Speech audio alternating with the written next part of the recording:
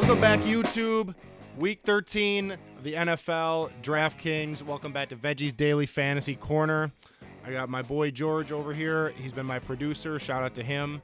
And let's get right into these picks. First off, I have a giveaway to announce. This giveaway is going to be for a $100 Chipotle gift card. We're giving that away on Christmas. How you enter into that giveaway, you're going to take a screenshot that you're sub to this YouTube channel, and you're going to send that to me via Instagram or Twitter DM. That's it. Both of those handles will be in the description below, so make sure you get the right one, and I'll put them, you'll definitely be able to send them to me via DM, and I'll look at all those. So that's how you enter into the giveaway for a $100 Chipotle gift card, man. I'm excited to give that away. That'll be given away on Christmas. Now let's get into the Thanksgiving picks that I had a week and a half ago.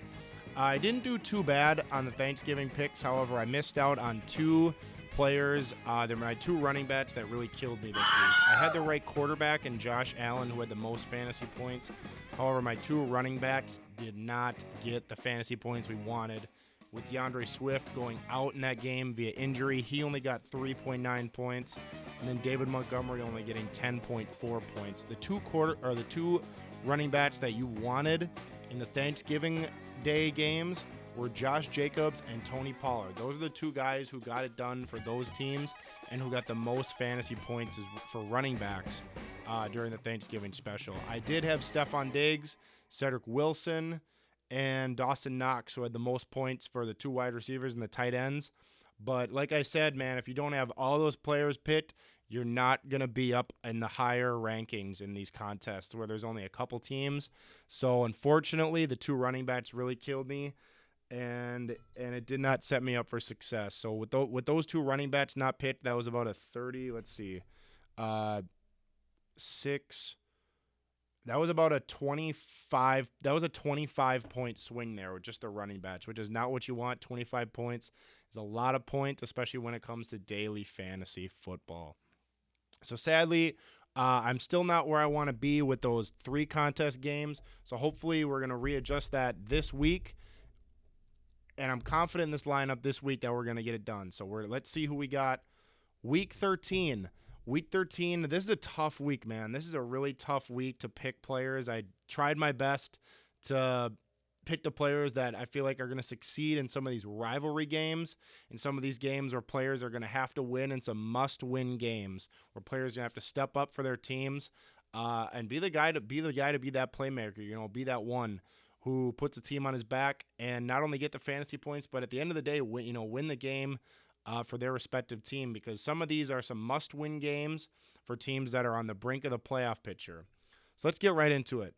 Tom Brady is my quarterback this week. Tom Brady has been trusty all year, and I'm going to trust him this week against the Atlanta Falcons. He's projected 24.7 points, valued at $7,200 DraftKings dollars.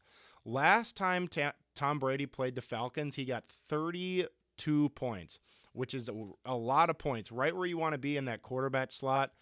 So I'm going to roll with him again against Atlanta, same team he had 32 points against. I'm going to roll with him again. I feel like Tampa Bay just always likes to roll against Atlanta. They like to keep going and pummel them to the ground. And believe it or not, Atlanta is actually still very much in the playoff race. No matter how bad they've looked on primetime games, Atlanta's still right there. They need this win too, so that they're going to be fighting and they're going to be putting up points as well because they need this win, which is why I picked Cordero Patterson as my running back. He's been doing it all year for Atlanta at that running back position, getting those PPR points and getting those receiving touchdowns and a few rushing touchdown points as well. Cordero Patterson had 24 points against Tampa Bay last time they played week 2. I believe he repeats that this week. Honestly, a must-win game for their season with where they're at right now in the playoff race. That is my number 1 running back. My number 2 running back is going to be Alexander Madison of the Minnesota Vikings. I was really disappointed when I saw how much Madison was valued at this week, DraftKings bucks-wise. He's valued at $7,600 DraftKings dollars. I really thought he was going to be in like the 6,000 range. Mid 6,000 range, like maybe $6,500, because he's by nature a backup, and the backups are normally priced way less. But since Dalvin Cook had that injury against the 49ers. That boosted his stock way up. I thought Madison was still going to be down lower, but he's valued at $7,600. I'm still going to take him. I'm still going to take Alexander Madison because against the Detroit Lions, last time Alexander Madison put up 32 points, 32.9 points, which is, again, a ton of points per running back. And Tampa Bay or Detroit's run defense has not gone anywhere. You know, they're still the same Detroit Lions that they haven't picked anybody up, you know, off waivers or anything. So they're still the same defense. I still think Madison is going to run through them. And this is a must-win game for Minnesota for not only their record, but their coaching staff as well. This is a must-win game, and they're going to be giving the ball to Madison a lot. So I'm going to play him this week against the Detroit Lions. Next up is my 3 wide receiver slots. I'm going with the Chris Godwin, Tom Brady stack this week against Atlanta. Chris Godwin only had 16.4 points last time against the Falcons. However, he's come out as of late to be kind of that check down guy, and he gets a lot of yards after the catch, Chris Godwin does.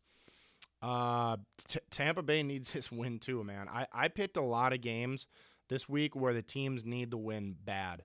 So the players are going to have to step up. You know the coaches are going to be on them. And they got to make these plays for their team. At the end of the day, it's about the players making the catches for their team and not dropping the ball in critical situations. Godwin's really good at catching the ball. He doesn't really have a lot of drops this year. And Antonio Brown is still out, they announced, for 2 more games. So Chris Godwin, Mike Evans, and Rob Gronkowski are going to be out there by themselves. And Tyler Johnson, too. To put up points for Tampa Bay. So I'm going to roll with Chris Godwin at my wide receiver 1 position. My wide receiver 2 position is going to be Darnell Mooney. Believe it or not, Darnell Mooney has had 21 points and over 21 points in his last 3 games.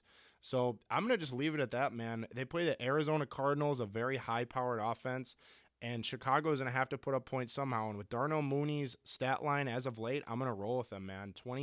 Give me 21 points at least. So hopefully he does that. Hopefully he does that for me. He's been on a very good hot streak. So I'm going to roll with the hot hand here with Mooney. My wide receiver 3 is Van Jefferson Jr. I was stingy on picking Van Jefferson Jr. because with Odell Beckham Jr. there, people might. I also had to think about ownership. I don't think a lot of people are going to pick Van Jefferson Jr. because he really doesn't get. You know, he's on and off. One game he puts up 18. One game he puts up 7 or less. So I don't think a lot of people are going to own him in this game. It's a game against Jacksonville. So is this going to be the game where Van Jefferson goes off for 32 points, 33 points? I'm going with it. I think Van Jefferson is going to get at least 1 deep shot where he's going to catch it. And if he gets 2 is going to put him over that 100-yard mark, which gives him +3. And he'd have 2 touchdowns. So he'd have 2 long touchdowns. I'm predicting 2 long Van Jefferson touchdowns this week to boost him into my wide receiver 3 spot, valued at $5,300. So a very reasonable price for a guy that I think is going to have a big week this week against Jacksonville. Now down to my tight end slot. My tight end spot this week is very stingy. I had Cole Kmet in there. However, with the lineup I have now, I could not fit Cole Kmet in there. So I'm going to roll with Foster Moreau. Yes, Foster Moreau, the tight end for the Las Vegas Raiders. With Darren Waller out, Derek Carr likes Foster Moreau a lot, man. He really does. I haven't seen him. He's more lined up as a fullback, honestly, which isn't necessarily a bad thing because if he gets the tote, if he gets that rock, that's points. If he gets a PPR point from Derek Carr, those are also points. But with Darren Waller out, he's the tight end 1 on that team. So I'm going to roll with Foster Moreau, and he's valued at $2,700, which is dirt cheap for a tight end 1. I really don't know what he's going to do. I hope he's going to get a lot of points for me. But with this pick, I really don't know. But sometimes I've learned in DraftKings it pays to be dumb. Little backstory. Last year, Marcus Mariota went in for Derek Carr because Derek Carr got injured in the first quarter. Some guy picked Marcus Mariota as his captain spot to get 1.5 points. He ended up winning $1 million. So sometimes it pays to be stupid, and I'm kind of going with that logic here with Foster Moreau. People are like, are you kidding me? Why would you pick? He doesn't get anything. I'm going to pick him this week because he's the tight end one, and even though it seems like a dumb decision, it might just work out for me in the end. Because that's how DraftKings works. Sometimes it pays to be stupid. Next up is my flex spot, Mike Williams, and I really like this pick. I didn't know that much about this pick until I did some research on AFC North teams that Mike Williams has played. Every single game this year where Mike Williams has played an AFC North team, he's put over 21 points up in that game. And these are some big games. Against the Browns, he put up 36.2. And then the other one against Pittsburgh, I think he put up 25. And the other one he had 20. I can look it up. I believe he had 22. It was one of his big games early in the year, I remember. But he had above 21 points against every AFC North team this year. And this is the last team in the slate, the Cincinnati Bengals. Is history going to repeat itself? Another AFC North battle where Mike Williams goes off? We shall see. He's 3 for 3 so far. Let's see if he can go 4 for 4. Last up, I went with the same defense as I did with the Thanksgiving special last week, the Detroit Lions. I'm going with the Detroit Lions against the Minnesota Vikings.